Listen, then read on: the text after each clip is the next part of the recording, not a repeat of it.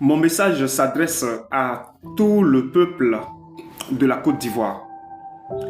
Peu importe le pays dans lequel tu te situes, si tu sais que tu as la nationalité ivoirienne, du moins tu es ivoirien d'origine, eh bien sache que ce message te concerne.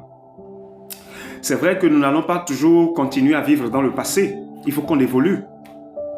Et le Seigneur Jésus a déjà fait passer beaucoup de messages par vos frères et sœurs.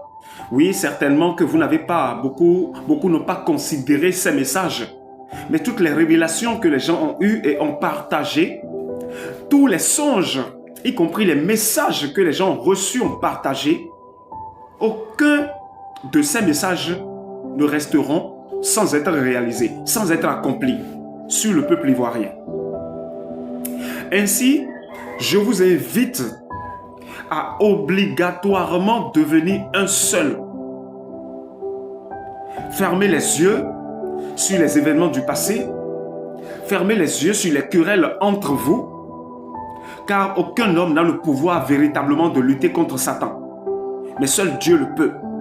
Le combat que vous voyez, qui a toujours dandiné, secoué la Côte d'Ivoire depuis des années lointaines dans le passé jusqu'à aujourd'hui, c'est un plan de Satan, de Belzéboul bien détaillé, bien défini, bien planifié, pour pouvoir prendre en otage cette nation et avenir son image. Mais hélas, ils ont échoué. Ils ont échoué car le Christ, le sauveur du monde, qu'il le croit ou pas, a déjà pris le contrôle de tout. Je ne suis pas là pour te parler d'une révélation, mon frère. Mais je suis là pour te dire que toutes les choses du passé font partie du passé. Et aujourd'hui, c'est le jour le plus heureux. Et vous devez savoir que les gens sont en train de parler. Il y aura ci, il y aura ça, il y aura encore les choses du passé, les conflits ici et ça. Il n'y aura rien. Écoutez bien ce que je vous dis. Il n'y aura rien. Vous serez en train de constater de vous-même, petitement, jusqu'à ce que du coup, vous ne saurez même pas comment ça s'est passé et tout s'est bien passé. Pourquoi il en sera ainsi? Parce que il y a les enfants, les véritables enfants de Dieu qui sont au sein de cette nation appelée la Côte d'Ivoire.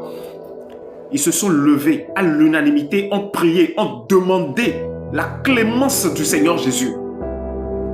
Et cela leur a été accordé. Si Dieu te donne, si tu le demandes et que Dieu te le donne, eh bien qui pourra véritablement te l'arracher? Personne. Et vous le savez. Donc c'est ça aujourd'hui ce qui se passe. Il y a de cela 1 an dans le passé, pour ne pas dire avec précision 9 mois dans le passé.